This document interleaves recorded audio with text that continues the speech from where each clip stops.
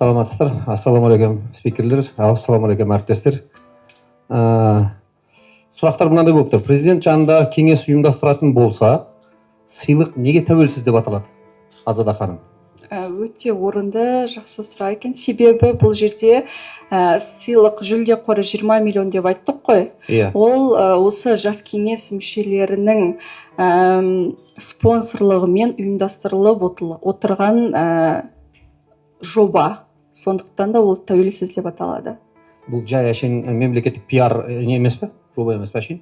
Жоқ, бұл тек қана жас мамандарды әрі қарай күнделікті сағат 9-да тұрып кешке дейін 6-ға дейін жүріп бір айлыққа қарап жүрген жас мамандарға кішкене болсын көмек беру мақсатында ұйымдастырылып отыр. Сосын тағы айта кететін жағдай, бұл номинация мемлекеттік наградалармен бәсекелеспейді.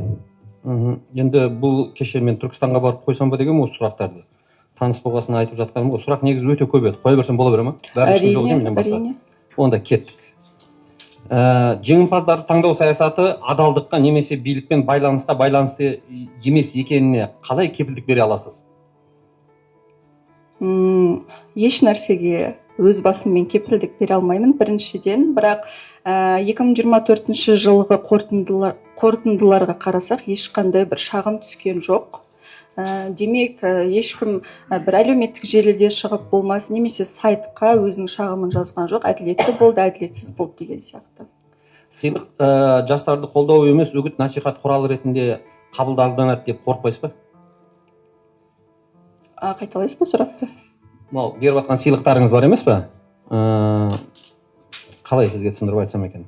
Жоқ, соны қайталай салыңыз. Жастарды қолдау емес, бұл әшейін үгіт насихат құралы ретінде қабылданды деп қорықпайсыз ба? Бұл Карин артында отырғаннан кейін да? Өйткені Кариннің кім екенін білеміз ғой өзіміз. Ол қабылдауға байланысты, кім қалай қабылдайды. Мысалы, бір айдан бері үгіт насихатты жүргізіп жатырмыз, бірақ өз жеке басым әлеуметтік желіге жазып жатқандар оны оң жағынан түсініп, керісінше мотивация алып, қатысуға ниеттерін білдіріп жүр. Сол үшін керісінше бұл осындай жас мамандарды қанаттандырады деп айтсам болады. Мысалы, бір мысал айта кетейін. Астанада өткен брифингте бір кісі келді, бұрын тәрбиеші болып жұмыс істеген, 2024 жыл жеңімпаз атанғаннан кейін сол 1 миллион ақшаны дұрыс жағынан қолданып, қазіргі таңда Астана қаласынан өзінің орталығын ашқан, логопедиялық орталығын. Ондай мысалдарымыз көп. Жарайды, онда мен білетін болғаннан кейін қойып жатырмын да, әшейін көшеден келеміз. Жеңімпаздар арасында қазылар алқасының туыстары немесе достары болса, оны қалай түсіндіресіз? Немересі, жиені, туған, қарындасының баласы. Міне сондайлар бар да, біздің дерек бойынша. Ол комиссия мүшелеріне қойылатын сұрақ болу керек. Мен комиссия мүшесінде болмағандықтан ол туралы айта алмайды екенмін. Жарайды, Шымкентке келейік. Шымкентте өткізілген марапатта шалғай ауыл жастарының қол жеткізу қиындығы неге ескерілмейді? Бұл тек қалалық элитаға арналған сыйлық па?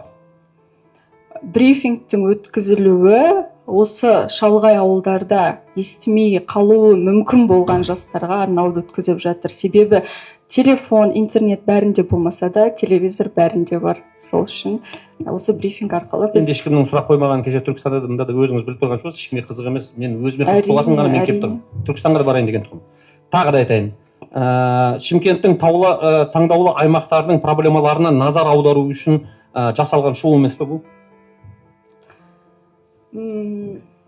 Мен бұндай сұрақты бірінші рет естіп тұрмын. Онда бүйтіп айтайын онда. Ауыл жастарының... Мен жауап берсем бола ма? Жауап беріңіз. Біздің сыйлық қорымыз 20 миллион, яғни әр жеңімпазға 1 миллион теңге. Ол қатты шоу жасайтында сома деп айта алмаймын. Сол үшін бәрі әділ түрде, таза түрде өтеді. Мен оны да ескеріп отырмын. Сол үшін алдында қойдым. Әшейін пиар акция емес пе деп 1 миллион түкке жарамайды ғой. Ауыл жастарының іс жүзінде қатысуы және бюрократиядан қалып қоймауын қалай қамтамасыз етесіздер?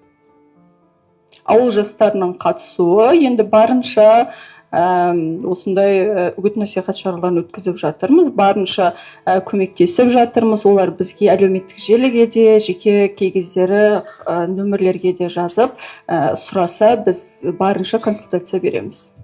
Жаңа қайдан келді деп айттыңыз 20 миллион теңгені?